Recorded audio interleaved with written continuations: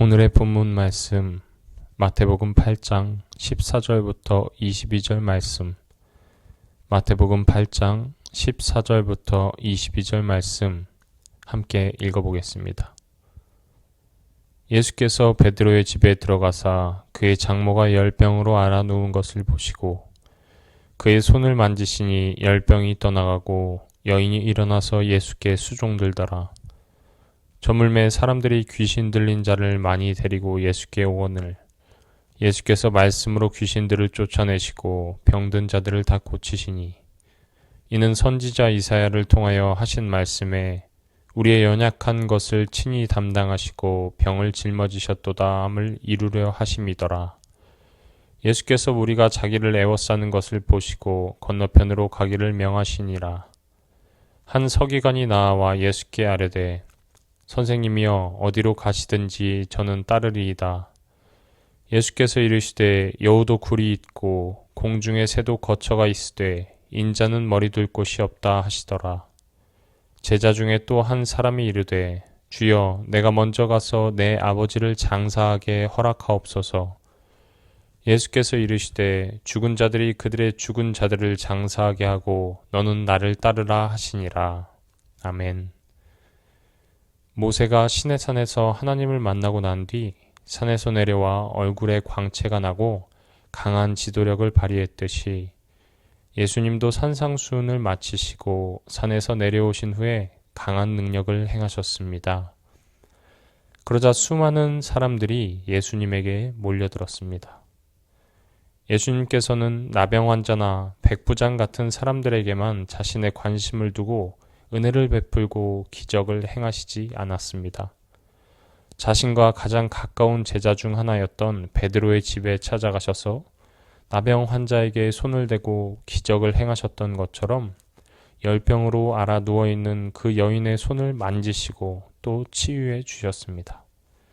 본문 15절에 나와 있듯이 예수님이 그의 손을 만지시니 열병이 떠나갔습니다. 예수님께서 나병 환자를 고치셨을 때와 마찬가지로 이번에도 직접적인 접촉을 통하여서 치료하셨습니다.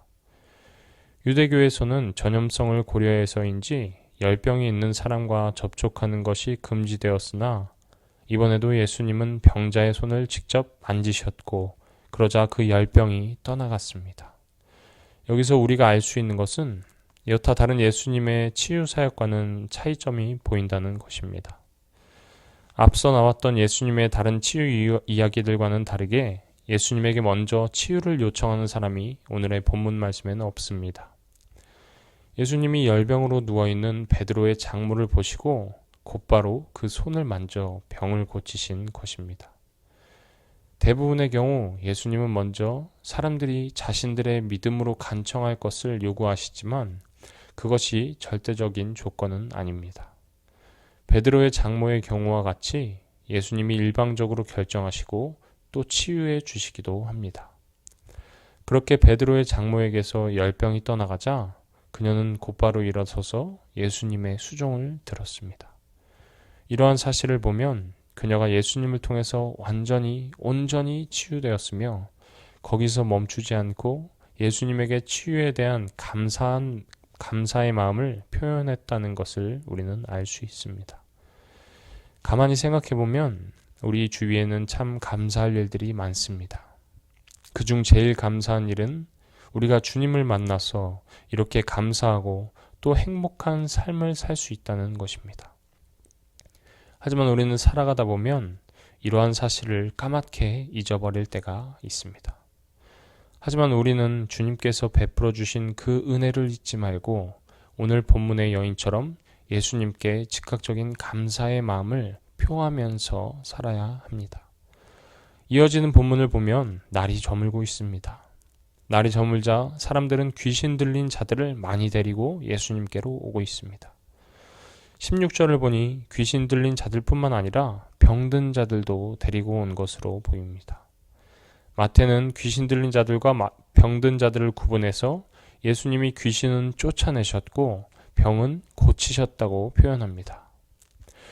마태는 예수님의 귀신 쫓는 사역과 치유하시는 사역이 이사야 선지자의 예언, 즉 이사야 53장 4절에 우리의 연약한 것을 친히 담당하시고 병을 짊어지셨도다 라는 것의 성취라는 것을 강조하고 있습니다. 예수님의 귀신 쫓는 사역은 우리의 연약한 것을 틈타서 우리를 억압하고 괴롭히는 귀신의 세력을 물리친 것이고, 예수님의 치유 사역은 우리가 짊어지고 있던 병을 예수님께서 대신 짊어지신 것입니다. 이사야 53장은 이스라엘의 회복을 위해서 이스라엘을 대표해서 고난받고 높임받는 종의 사역들을 묘사합니다. 이 고난받는 종의 사역이 다윗 혈통의 메시아로 오신 예수님께서 감당하실 사역인 것입니다. 그래서 마태는 예수님이 행하시는 귀신 쫓는 사역과 고난받는 종의 사역의 성취로 받아들였습니다. 여기서 우리가 주목해야 할 점은 예수님이 귀신과 병을 어디 멀리 바깥으로 내쫓으셨다고 나와 있지 않습니다. 오늘 본문 17절에는 예수님께서는 우리의 연약한 것을 친히 담당하시고 병을 짊어지셨다고 합니다. 예수님께서는 친히 담당하시고 직접 짊어지신 것입니다. 만약 귀신을 쫓아내고 병을 내쫓는다면 언제든지 다시 돌아올 수 있을 것입니다.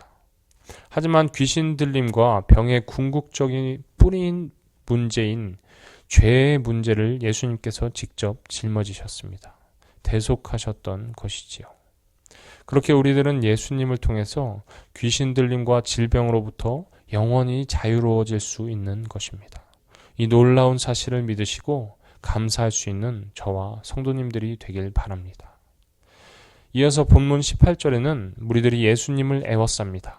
몰려드는 사람이 많아져서 예수님을 애워싸는 사람들이 많아졌습니다. 그러자 예수님은 건너편으로 가기를 명하십니다.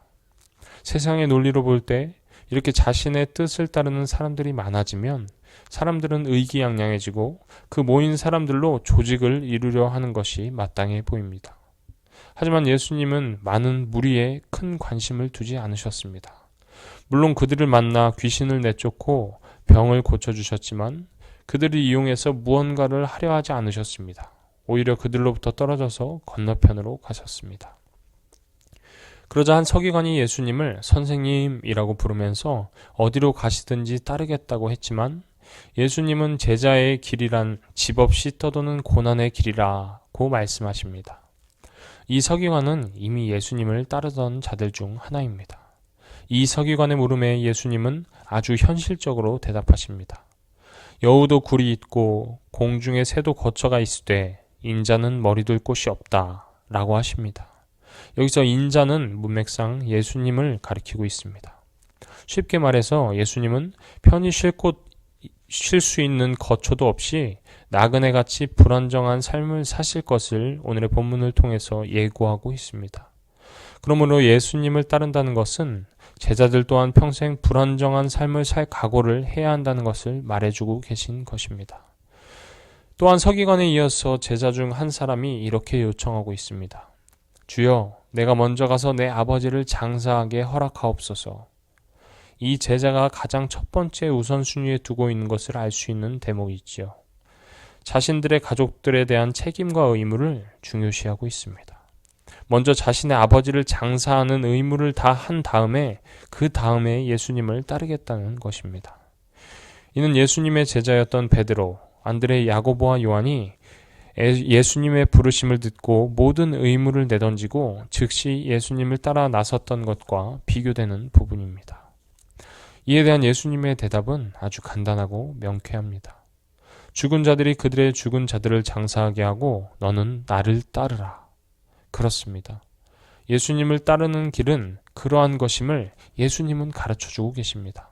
자신의 볼일을 다 본 뒤에 따르는 것이 아닌 지금 당장 즉각적으로 따라 나서야만 하는 일입니다. 주님의 온전한 제자가 되는 길은 그러한 길입니다. 예수님을 따르는 삶이란 결코 쉬운 삶이 아닙니다. 예수님은 십자가를 짊어지고 좁은 길로 들어가셨습니다. 그러한 예수님과 함께 동행하고 뜻을 같이 하는 일은 결코 쉬운 일이 아니지요. 그럼에도 불구하고 예수님께서는 나를 따르라고 하셨습니다. 내가 가진 것들을 전부 포기하고 내가 해야만 한다고 생각되는 일들도 전부 내려놓고 따라가야 하는 십자가의 길입니다. 영광의 길, 평안한 길, 풍요로운 길이 아닙니다. 내가 누리던 것들을 전부 내려놓아야 하는 길인 것이지요. 그 따르는 좁은 길을 거쳐도 없이 떠돌아야만 하는 나그네의 삶입니다. 하지만 그 길이 바로 진정한 생명의 길이지요. 예수님께서 걸어가신 길이기 때문입니다. 사랑하는 성도 여러분, 우리는 지금 어떠한 길을 걷고 있습니까? 풍요롭고 여유로운 세상의 길입니까? 아니면 좁고 어려운 십자가의 길입니까? 물론 지금 당장 나의 모든 것들을 내던지고 주님의 일만 할 수는 없는 노릇이라고 생각하겠지요. 결코 쉽지 않습니다. 어려운 선택의 기로입니다. 하지만 그러한 선택의 기로에 서 있는 우리에게 오늘 본문 말씀을 통해서 예수님은 말씀하고 계십니다. 죽은 자들은 죽은 자들이 장사하게 하고 너는 나를 따르라. 오늘 하루도 내가 걷고 있는 이 길이 예수님을 따르는 길인지 아니면 사망의 골짜기로 향하는 길인지 기도하면서 돌아볼 수 있는 저와 여러분이 되었으면 좋겠습니다. 이를 통해서 우리 모두 예수님의 길을 충성스럽게 따를 수 있는 주님의 충성스러운 제자가 되기를 이 시간 주님의 이름으로 축원드립니다. 아멘. 기도하겠습니다.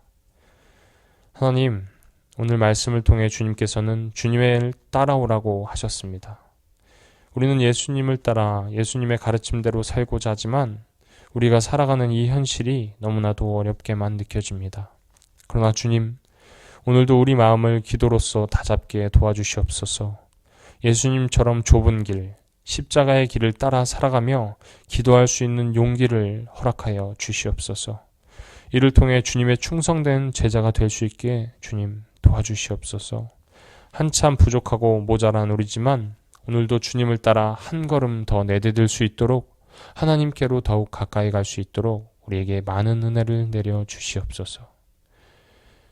지금은 우리 구주 예수 그리스도의 은혜와 하나님 아버지의 크신 사랑하심과 성령님의 감화 감동하심이 추운 날씨와 코로나로 인해 너무나도 힘든 상황 속에서도 하나님 아버지를 믿고 의지하며 기도로서 자신을 지켜나가려 노력하는 성도님들과 우리 성도님들의 가족들과 가정과 그들의 일터 위에 우리 교회와 우리 민족과 우리의 복한 동포들과 해외에 나가 선교하시는 선교사님들과 그들의 가정과 그 사역 위에 그리고 고3 수험생들과 군에 있는 청년들 그리고 어려운 시기에도 열심히 취업을 위해 노력하는 청년들 위에 우리가 중보하며 기도하는 모든 전도 대상자들 위에 이제로부터 영원토록 함께 하시기를 간절히 축원하옵나이다. 아멘.